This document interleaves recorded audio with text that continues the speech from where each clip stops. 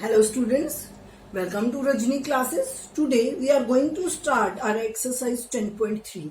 As we have already done theorems before exercise 10.3, there is theorem 10.3 and 10.4. Now with link of that theorems, we are going to start our exercise 10.3. Okay, first question is draw different pair of circles. How many points does each pair have in common? What is the maximum number of common points? आपको तीन चीजें करनी है. First of all draw different pair of circle. सबसे पहले हमें different pair of circles draw करने हैं. मतलब पेयर ऑफ सर्कल्स मतलब दो सर्कल. अब एक ये सर्कल है, एक मैंने इसके अंदर ड्रॉ कर दिया, हो गया पेयर ऑफ सर्कल. अब दूसरा एक ये सर्कल है, एक मैंने इससे दूर यहां ड्रॉ कर दिया, ये भी हो गए पेयर ऑफ सर्कल्स. ये फर्स्ट ऑप्शन, ये second option. Now third option,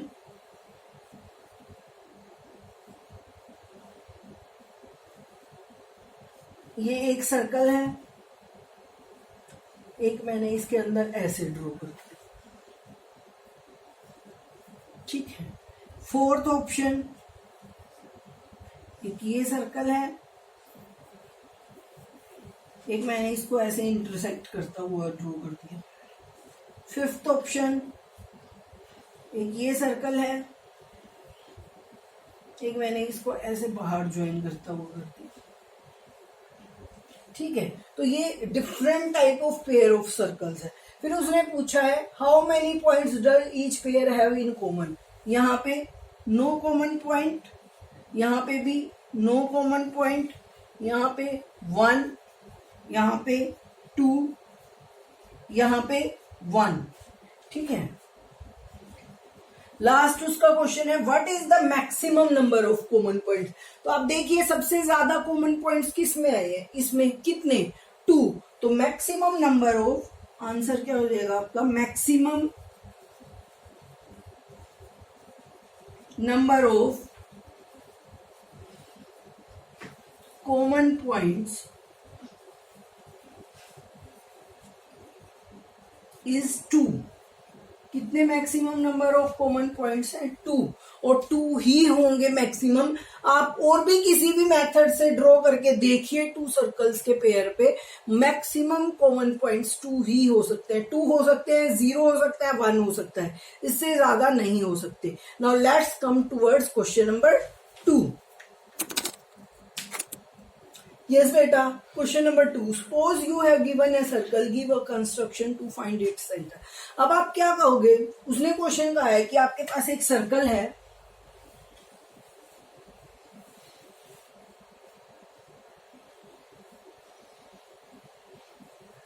ये मान लिया आपके पास एक सर्कल है. आई नो वो प्रॉपर सर्कल नहीं है, पर आप इसको प्रॉपर ही मानो, आप अपनी कंपास से ड्रॉ करना, वो प्रॉपर सर्कल ही आएगा. ठीक है. आपको एक सर्कल दिया हुआ है, आपको प्रूव करना है, आपको फाइंड करना है इसका सेंटर क्या है. अब आप कहोगे कि मैम हम तो कंपास से सर्कल ड्रॉ करेंगे, तो जहां पे हम कंपास रखेंगे that is the centre of circle. पर बेटा अब जैसे मैंने ये सर्कल ड्रॉ किया है तो मैंने कंपास से नहीं किया. आप किसी बैंगल से सर्कल ड्रॉ करते हो या आप किसी और सर्कुलर थिंग से सर्कल ड्रॉ करते हो तो उसका सेंटर आपके पास नहीं होता. तो ऐसे सर्कल्स का सेंटर हम कैसे फाइंड आउट करेंगे. ठीक है, मैं आपको मार्कर से ही बताऊंगी, एक्सप्लेन करूंगी. आप कंपास, स्केल और पेंसिल से करेंगे ये क्वेश्चन. ओके. तो हमने एक थ्योरम पढ़ी थी कि जो कोड होती है सर्कल की, वो सेंटर से जब हम लाइन ड्रॉ करते हैं तो उसको परपेंडिकुलर बाइसेक्ट करती है. पढ़ी थी. या हम कह सकते हैं कि जो कोड का परपेंडिकुलर बाइसेक्टर होता है वो सेंटर से मीट करता है. ठीक है. तो हम उसी थ्योरम को यूज करके इसको करेंगे. हम क्या करेंगे, हम कोड ड्रॉ कर देंगे. हमने कोड ड्रॉ की, हम इसका परपेंडिकुलर बाइसेक्टर करेंगे. अब आपको याद है कि नहीं आई डोंट नो, पर परपेंडिकुलर बाइसेक्टर कैसे करते हैं. हम कंपास लेते हैं, हाफ से ज्यादा ओपन करते हैं, यहां रखेंगे एक आर्क, यहां एक, यहां रखेंगे एक आर्क, यहां एक, यहां, और इन दोनों आर्क्स को ऐसे स्केल से ज्वाइन कर देंगे. तो ये हो गया इस सर्कल का परपेंडिकुलर बाइसेक्टर. लेकिन देखो अब ये परपेंडिकुलर बाइसेक्टर तो बहुत लंबा है, इससे हमें सेंटर कैसे पता चलेगा? नहीं पता चलेगा।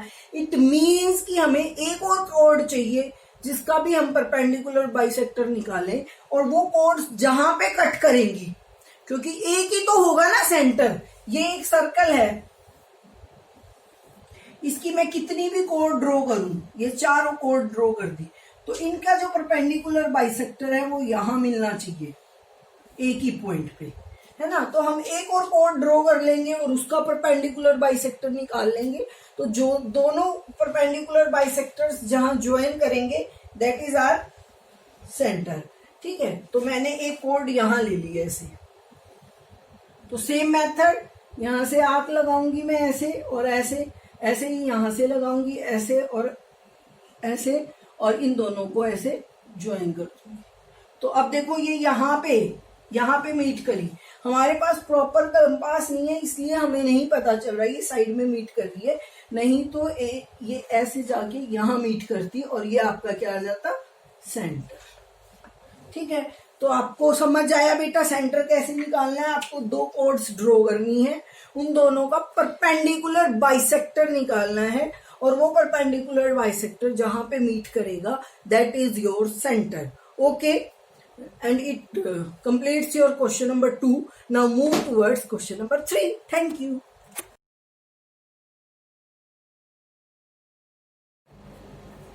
Yes beta, now we are on question number 3. If two circles intersect at 2 points, prove that their centers lies on the perpendicular bisector of the common chord. If two circles intersect at 2 points, prove that their centers lies on the perpendicular bisector of common chord. सबसे पहले आप question को समझिए बेटा। आपके पास दो circles हैं जो इंटरसेक्ट कर रहे हैं 2 पॉइंट्स पे। तो मैंने 2 सर्कल्स बना दिए जो इंटरसेक्ट कर रहे हैं 2 पॉइंट्स पे। You can draw these circles with compass so that your figure is clear. Okay, अब ये 2 पॉइंट्स पे इंटरसेक्ट कर रहे हैं, एक पॉइंट ए पे, एक पॉइंट बी पे। फिर वो क्या कह रहा है? Prove that there centre lies, ये इसका सेंटर है जिसको हम ओ लेते हैं, ये इसका सेंटर है इसको हम ओ डैश लेते हैं। ठीक, lies on the perpendicular bisector of common code.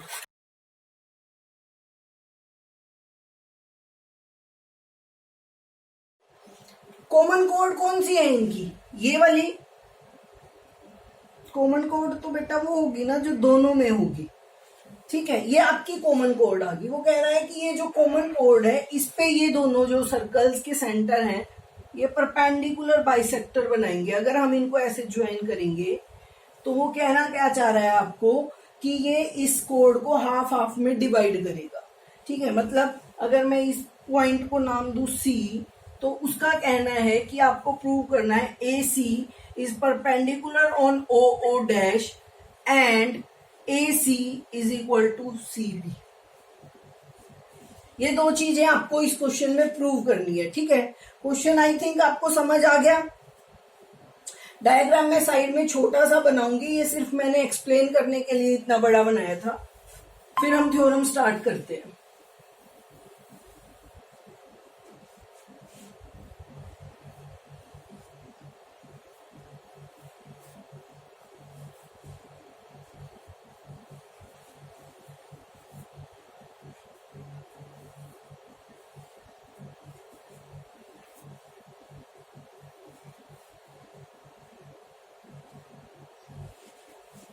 ये पॉइंट ए, ये बी।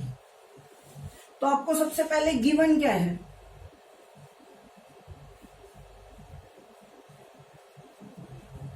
टू सर्कल्स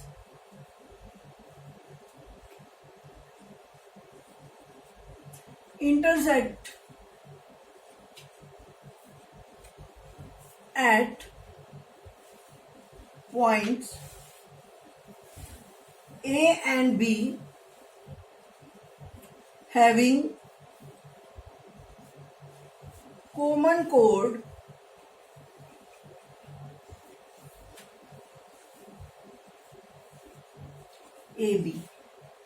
ये आपको गिवन है।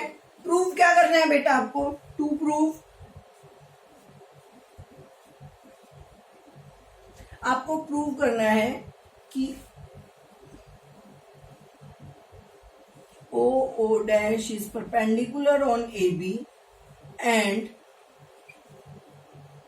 AC is equal to CB। ये पॉइंट अगर आपका C है तो ठीक है। कंस्ट्रक्शन करेंगे, पहले मैंने आपको बताया है कि इन क्वेश्चंस में कंस्ट्रक्शन भी अगर आप करेंगे तो आपको लिखना पड़ेगा कि कंस्ट्रक्शन है। क्या कंस्ट्रक्शन करेंगे? Join OA O dash A and join OB O dash B। join OA and O dash A, also join OB and O dash B। ठीक है, अब आपका प्रूफ हम डिवाइड कर लेते हैं इसको टू पार्ट्स। देखिए सबसे पहले हमें क्या चाहिए? हमें चाहिए कि ये जो है ये इतना इसके इक्वल है और यहाँ पे 90 डिग्री का एंगल बन रहा है। तो हमें ट्राइंगल्स को कॉन्ग्रेंट प्रूव करना पड़ेगा। उसके लिए कौन कौन सी को? इस वाली को और इस वाली को। ठीक है, इन दोनों ट्राइंगल्स को हम अगर कॉन्ग्रेंट प्रूव कर देंगे तो हमारा सॉल्यूशन हो जाएगा सीपीसीटी से, इसके पार्ट्स भी। लेकिन हमारे पास यहाँ पे कोई भी ऐसा ऑप्शन नहीं है कि हम इन दोनों ट्राइंगल्स को कॉन्ग्रेंट प्रूव करें। क्यों?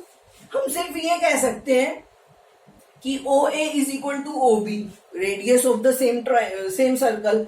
उसके अलावा हम कैसे कह सकते हैं? चलो ये कॉमन है, ये वाली लाइन बीच की।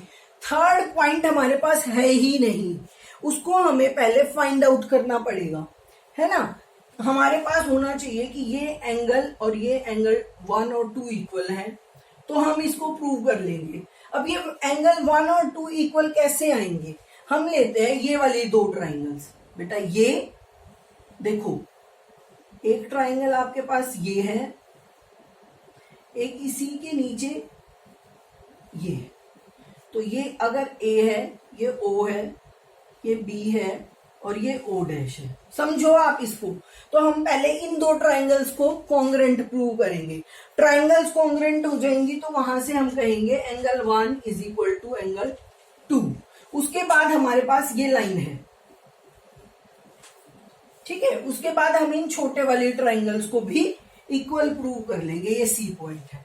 तो first of all in triangles OA O dash and OB O dash, हमने ये दो ट्राइंगल ले ली, OA O dash and OB O dash। हमने कहा OA is equal to OB, why? Radius of same circle. OA is equal to OB, radii of same circle. उसके बाद हमने कहा है OO डैश इक्वल है, क्यों? कॉमन है, क्योंकि OO dash is equal to OO dash common. Then हमने कहा this AO dash is equal to BO dash. ये देखो ये, क्यों? क्योंकि ये इस O डैश सेंटर वाले सर्कल की रेडियस है, तो फिर से again radii of same circle. तो हम कहेंगे AO dash is equal to BO dash, again radii of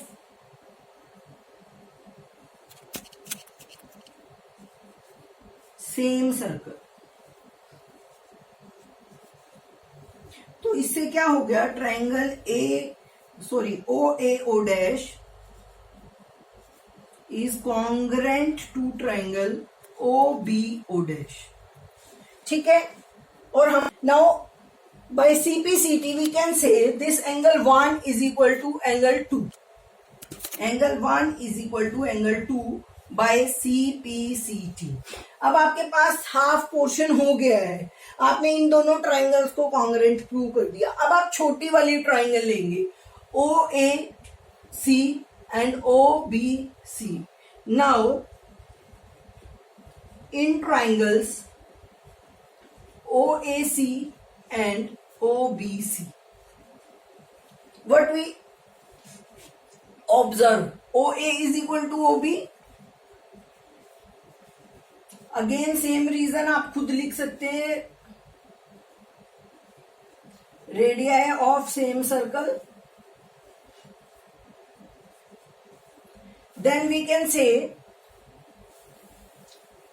this, first हम एंगल कहेंगे, angle 1 is equal to angle 2। क्यों?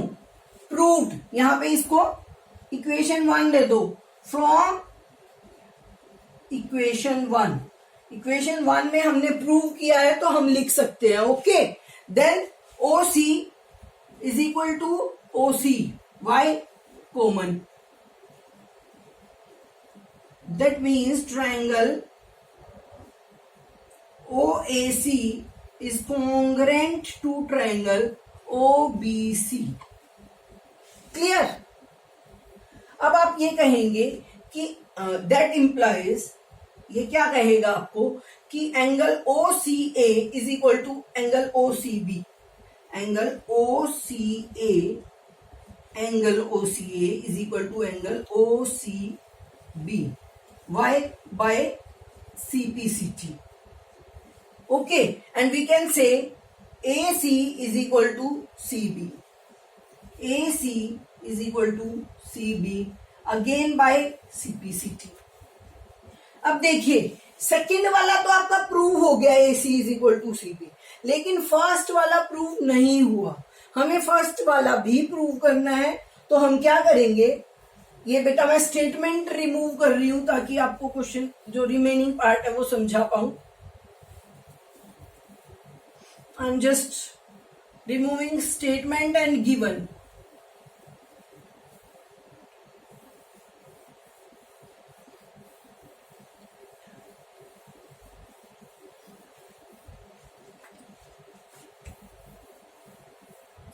अब आपने ये तो प्रूव कर दिया कि ये दोनों एंगल इक्वल हैं, तो हम कह सकते हैं we know that